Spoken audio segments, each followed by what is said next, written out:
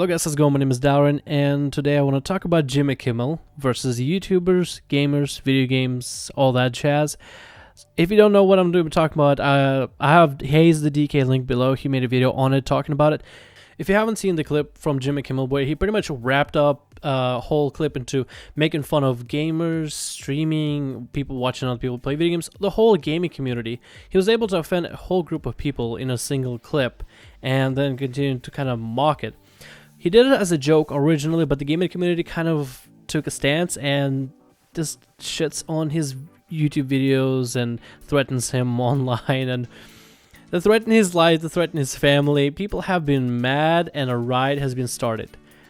And that's what I want to talk about today. Now, I think the reaction that the gaming community has, I liked the intensity. I'm not sure if I enjoyed the methods and the choices that they made of assaulting him directly through insults, or assaulting his family, wishing him cancer, wishing him AIDS. But then again, how is this different than Twitch chat? Obviously, this guy hasn't really been seen, haven't seen the gaming community at large. He hasn't really seen what the chat can do, what the people that love video games can do.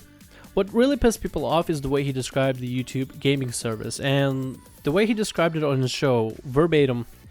Instead of calling it the YouTube gaming channel, it should be called, "We should all be very ashamed for failing ourselves as a parents channel." More or less, Jimmy Kimmel described everybody who plays video games or watches others play video games are either a byproduct of bad parenting. That's a kind of a jab, you know, in the gut for a lot of people, I would say, at least for me.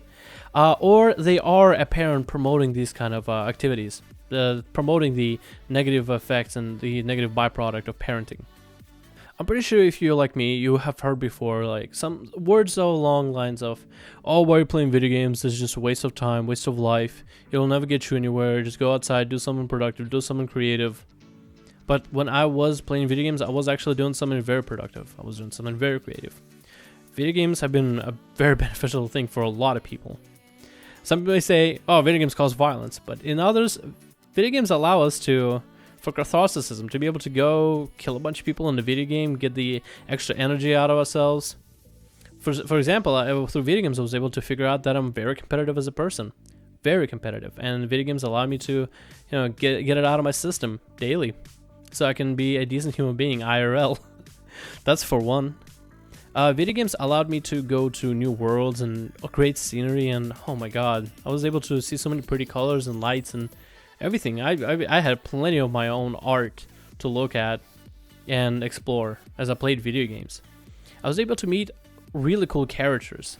Granted, they were video game characters, but how are they any less real than like Harry Potter, who's again a character in the movie? Yes, he's played by a real person, but he plays a character. And I've met plenty of people that enjoyed and love the Harry Potter series and would love to literally live in the world of Harry Potter and the whole wizards and flying brooms and all that shindig. People would love it, and I don't see why video games would have to be any different. So I met all these cool, interesting people. I've learned lessons of friendship, struggles, perseverance. I've learned a lot of things by playing video games. I was able to play multiplayer and meet a lot of cool people. I was able to even make friends online. So, yeah. Video games have been only a beneficial thing, and Jimmy Kimmel took a stab at him, which I guess kind of explains part of why there was such a negative response to what he was saying. Now, we gotta understand that Jimmy Kimmel is a comedian, right? He's there, his job is to make jokes and make wisecracks at people and things and everything. He's supposed to make people laugh.